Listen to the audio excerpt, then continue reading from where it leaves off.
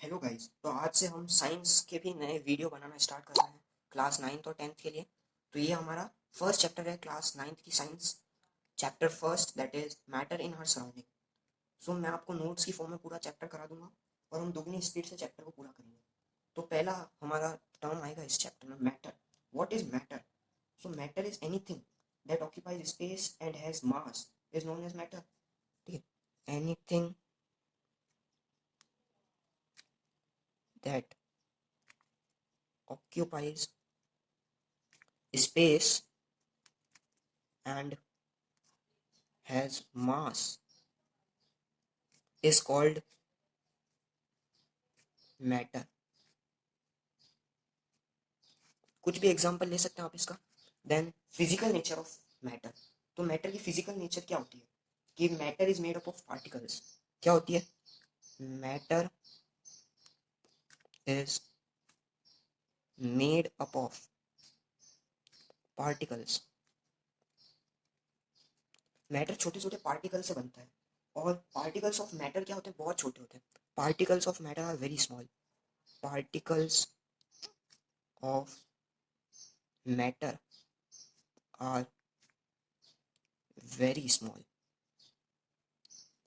Suppose करो कि ये कोई चीज है लाइक सॉलिड। तो सॉलिड में अरेंजमेंट कैसे होगा? ये है इसके पार्टिकल्स। लाइक सॉलिड में बहुत कम गैप दिखता है आपको।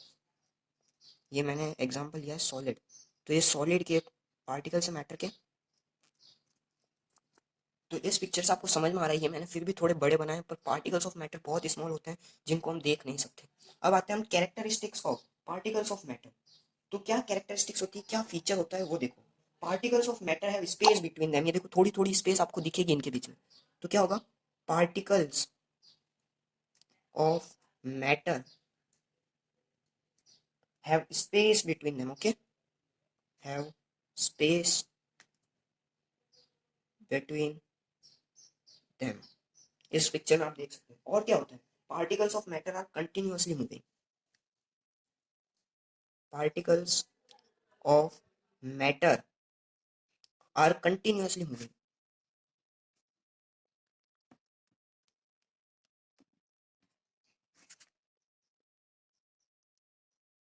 और क्या कैरेक्टरिस्टिक्स होती है? Particles of matter attract each other.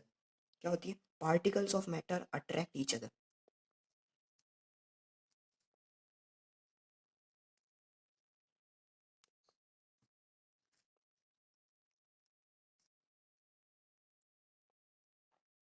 तो ये है characteristic of particles of matter. अब आते हैं स्टेट्स ऑफ मैटर। अब हम आते हैं स्टेट्स ऑफ मैटर। तो मैटर की कौन कौन सी स्टेट्स होती है वो देखो।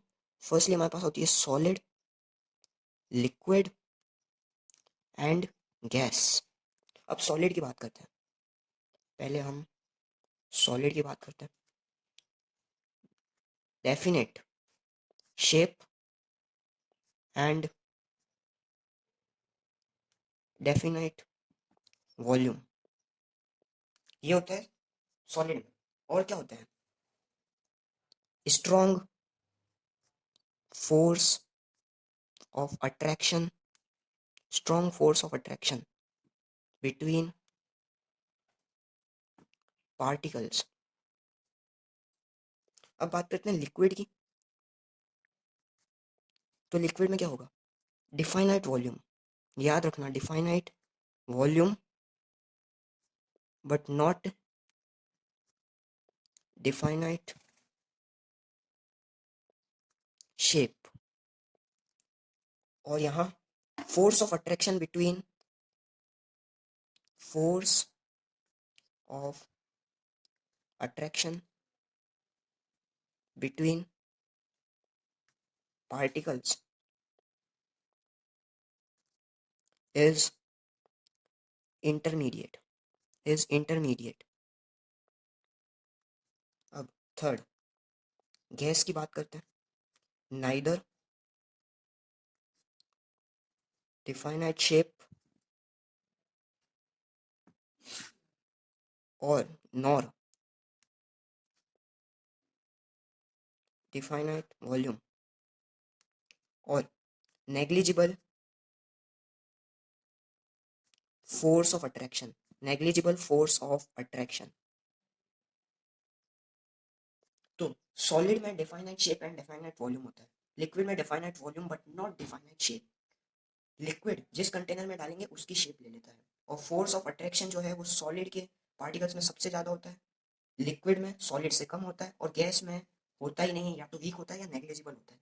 अब can matter change its shape?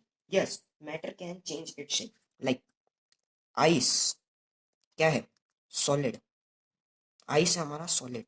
जब हम आइस को हीट करेंगे तो it will melt and form water which is liquid, और जब हम वाटर को हीट करेंगे तो it will form water vapour, it will form water vapour which is gas. तो ये होता है कन्वर्जन। तो हीट की वजह से जो है वो चेंज हो जाता है। और सिमिलरली वाटर वेपर को जब हम कूल डाउन करेंगे या कंडेंस करेंगे, कूलिंग करेंगे या कंडेंस, तो फिर ये बनाएगा वाटर। और जब हम वाटर को भी कूल डाउन करेंगे लाइक बिलो 0 डिग्री सेल्सियस, तो it will form ice. This is gas, this is liquid and this is solid. Moving ahead, अब हम कुछ पॉइंट्स, टर्म्स जो हमारे आएगी काम में या इस चैप्टर में है वो देख लो। तो what is melting point?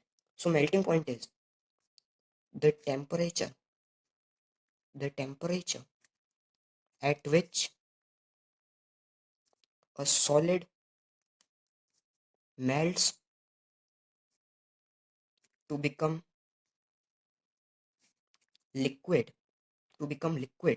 at atmospheric atmospheric pressure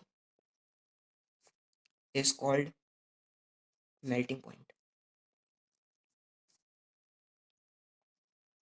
तो जब टेम्परेचर, मतलब रूम टेम्परेचर या फिर कोई भी हम टेम्परेचर अप्लाई करेंगे सॉलिड पर, अगर हम हीट करते रहेंगे तो वो लिक्विड बन जाएगा। वही है द टेम्परेचर, वो टेम्परेचर जिस पे सॉलिड पिघल कर लिक्विड बन जाए एट एटमोस्फेरिक प्रेशर। जैसा हम उसको एटमोस्फेरिक प्रेशर देंगे, लाइक हम उसको फ्रिज में रखेंगे तो वो जम जाएगा, पर यदि हम उसको फायर के पास रखेंगे या फायर में रखेंगे, हीट करेंगे जैसे, तो फिर वो मेल्ट हो जाएगा। अब हमारे पास लेटेंट हीट ऑफ फ्यूजन। तो मैं यहाँ बताना चाहता हूँ लेटेंट हीट का मतलब होता है हिडन हीट। लेटेंट का मतलब आपकी बुक में दे रखा है हिडन। सो हिडन हीट। और फ्यूजन क्या होता है? सॉलिड से लिक्विड में कन्वर्जन को बोलते हैं फ्यूजन। तो the amount the amount the amount of heat energy that is required to change 1 kilogram of a solid into liquid at atmospheric pressure at its melting point is called latent heat of fusion. जो hidden energy 1 kilogram of solid like ice को liquid यानी water में convert करने के लिए जो hidden energy हमें चाहिए होती है at atmospheric pressure means melting point पे is called latent heat of fusion. Fusion कब होगा? जब सॉलिड अपने मेल्टिंग पॉइंट पे जो है बॉयल या हीट किया जाएगा, तो it will form liquid. Like ice को हम उसका आइस का मेल्टिंग पॉइंट होता है इट्स 0 डिग्री सेल्सियस। तो वहां पर आइस जो है वो मेल्ट होकर लिक्विड यानी वाटर में बदल जाता है। Similarly what is boiling point? जैसा मेल्टिंग पॉइंट है वैसे बॉइलिंग पॉइंट होगा, पर बॉइलिंग पॉइंट में जो लिक्विड है उसको बॉईल करेंगे हम तो वो गैस बन जाएगा। So what is boiling point? The temperature at which a liquid starts boiling at atmospheric pressure to form gas is called melting point. Like water का boiling point जो है वो 100 डिग्री सेल्सियस है, उसके बाद वो वाटर वेपर बन जाता है and water vapour is called is a gas. Okay, अब आगे बात करते हैं latent heat of vaporisation. What is vaporisation? Liquid का पिघल कर गैस बन जाना, वही होता है वेपर। तो वही है। तो क्या बन जाएगा? वहां बना था the amount of heat energy that is required to change 1 kilogram of a solid into liquid at atmospheric pressure at its melting point is called latent heat of fusion. वैसे ही हम लिखेंगे इसका भी। तो the amount of heat energy that is required to change 1 liter of a liquid into gas at atmospheric atmospheric pressure at its, वहां melting point था। Vaporisation कब होता है? जब बॉइलिंग पॉइंट पास में होगा। At its boiling point is called latent heat of vaporization. Vaporisation. ठीक है, अब हम आगे बात करते हैं conversion of degree Celsius to Kelvin और केल्विन से डिग्री सेल्सियस। तो केल्विन से जब हमें सेल्सियस में कन्वर्ट करना होगा तो कैसे करेंगे हम? तो Kelvin minus degree Celsius equals to what? Kelvin minus 273 degree. Okay, तो ये फॉर्मूला अप्लाई करेंगे तो हमें जो केल्विन गिवन है उससे हम सेल्सियस निकालेंगे, और जब हमें सेल्सियस से केल्विन को कन्वर्ट करना हो तो देखो के इधर आ जाएगा, 273 वहां चला जाएगा, तो degree Celsius plus 273 degree is known as Kelvin. Okay, तो ये इजी है, बहुत इजी है, तो ये ट्रिक आप देख लेना ताकि कन्वर्जन वाले क्वेश्चन सारे हो जाएंगे। अब effects of change of pressure, क्या इफेक्ट्स होता है? देखो, applying pressure and reducing temperature can liquefy gases. अगर हम प्रेशर अप्लाई करेंगे, applying pressure and reducing temperature can liquefy gases.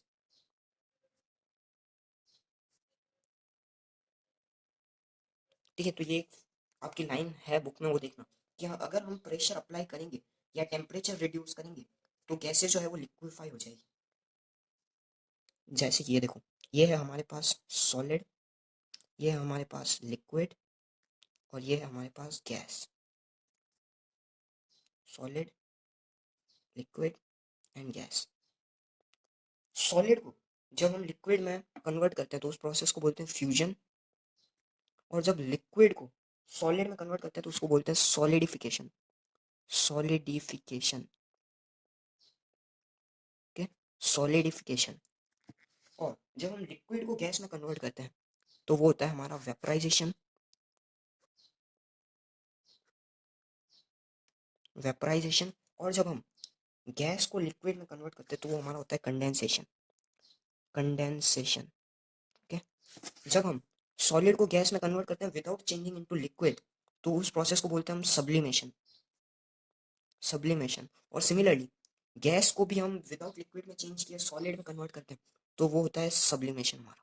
दोनों सब्लिमेशन ही होंगे, दोनों प्रोसेस। अब है हमारा evaporation. So evaporation, so evaporation is the phenomena of change of liquid into vapors at any temperature below its boiling point is called evaporation। जैसे हम सी water को देखते हैं तो वो इवेपोरेट होता है, हमने वाटर साइकिल पढ़ा है, उसमें हमने देखा है कि इवेपोरेशन होता है, सी जो सी में जो वाटर होता है वो इवेपोरेट हो जाता है और वाटर वेपर फॉर्म करता है। तो वो कब वाटर वेपर फॉर्म करेगा? जब वो अपने बॉइलिंग पॉइंट पे पहुंच जाएगा, मीन्स 100 डिग्री सेल्सियस। उसके बाद भी अगर हम उसको बॉइल करते रहेंगे तो it will change into water vapour. ठीक है, तो this process is called evaporation. अब हम बात करते हैं फैक्टर्स अफेक्टिंग इवेपोरेशन। कौन कौन से फैक्टर अफेक्ट करते होंगे? आप ध्यान से आपने कभी देखा हो तो चाय एक कप में ज़्यादा गर्म होती है और एक किसी भगोली में या किसी फ्राई पैन में हम उसे डालेंगे तो वो जल्दी ठंडी होगी एज कम्पेयर टू कप। तो वही बात है यहाँ पर सरफेस एरिया। तो अगर सरफेस एरिया इंक्रीज होगा, increase in surface area, increase in surface area, this is one of the factor which affect the evaporation. उसके बाद अगर हम टेम्परेचर की बात करें तो वो भी इक्वली इंपॉर्टेंट है। टेम्परेचर इंक्रीज होगा तो इवेपोरेशन भी इंक्रीज होगा, इवेपोरेशन भी इंक्रीज होगा। Increase in evaporation when increase when increase in temperature, increase in temperature. Evaporation भी इंक्रीज होगा जब टेम्परेचर इंक्रीज होगा। उसके बाद increase in wind speed, wind speed बढ़ेगी तो भी इवेपोरेशन इंक्रीज होगा। और डिक्रीज इन ह्यूमिडिटी। ये जो चार फैक्टर हैं ये आपके एनसीईआरटी में गिवन है और ये सभी इक्वली इंपॉर्टेंट होते हैं in evaporation rate, in increasing और decreasing evaporation rate. So what are these factors? First surface area, okay, second temperature, third wind speed and fourth is humidity. तो ये चार फैक्टर्स हैं, surface area, temperature, wind speed and humidity. अब हम बात करते हैं, हम लास्ट टॉपिक पे आ गए हैं चैप्टर के, that is evaporation causes cooling. Evaporation जो है वो कूलिंग, कैसे कूलिंग करने में मदद करता है? तो देखो, the particles the particles of liquid absorb energy from its surrounding, अपने आसपास की जगह से जो लिक्विड है वो एनर्जी अब्सॉर्ब करता है to regain the to regain the energy to regain the energy lost during lost during evaporation. ठीक, तो इससे क्या होगा, this absorption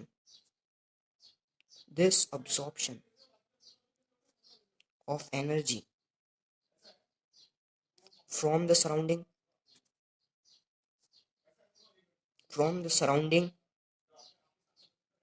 make the surrounding cold, make the surrounding cold. Okay, अब देखो कैसे जो पार्टिकल्स होते हैं लिक्विड के वो एनर्जी अब्सॉर्ब करते हैं अपने सराउंडिंग से, ताकि जो एनर्जी उन्होंने इवेपोरेशन के दौरान खोई हो उसे वापस प्राप्त किया जा सके, उसे वापस रीगेन किया जा सके। तो this absorption of energy from the surrounding make the surrounding cool. आसपास से ये जो एनर्जी अब्सॉर्ब होती है उसको वापस से सराउंडिंग को ठंडा कर देता है, ये जो एनर्जी हमने अब्सॉर्ब की है। तो अब इसके एग्जांपल्स क्या होंगे, तो देखो, our palm feel cold when we put some acetone और पेट्रोल परफ्यूम ऑन इट।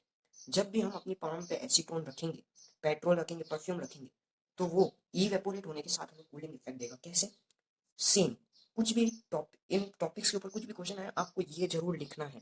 ये आपने लिख दिया तो आपको means half of the marks you will get. 3 number का है तो 2 नंबर 1.5 नंबर और आप आराम से ले लेंगे। तो कैसे, यहाँ पर क्या लिखेंगे आप आंसर कि why our palm feel cold when we put some acetone petrol perfume on it. तो this acetone petrol perfume is evaporate evaporated and our palm feel cooled because the acetone will evaporate and our hand, हमारा जो हाथ होगा वो वापस से वो energy absorb करेगा और इससे हमें अपने हथेली पर कोल्ड महसूस होगा, ठंडा ठंडा लगेगा। ठीक है, why we wear cotton clothes in summer. Cotton clothes में इवेपोरेशन बहुत जल्दी होता है, इसलिए क्योंकि समर में हमें बहुत पसीना आता है, तो जब ये पसीना हमारे कॉटन क्लोथ्स पर लगता है तो वो बहुत जल्दी इवेपोरेट हो जाता है, और इवेपोरेट होने के साथ वो हमें कूलिंग भी देते हैं, लाइक एनर्जी अब्सॉर्ब करते हैं सराउंडिंग से, जिसकी वजह से वो हमें ठंडा ठंडा लगने लगता है अंदर। ठीक है गाइस, तो यही आज हमारा टॉपिक रहा है। पहला चैप्टर हमने कंप्लीट कर लिया है, कुछ बाकी होगा तो मैं आपको आगे जरूर कराऊंगा। इसके बाद हम लोग सेकंड क्वेश्चंस की तरफ, सेकंड चैप्टर की तरफ जाएंगे। Thank you guys.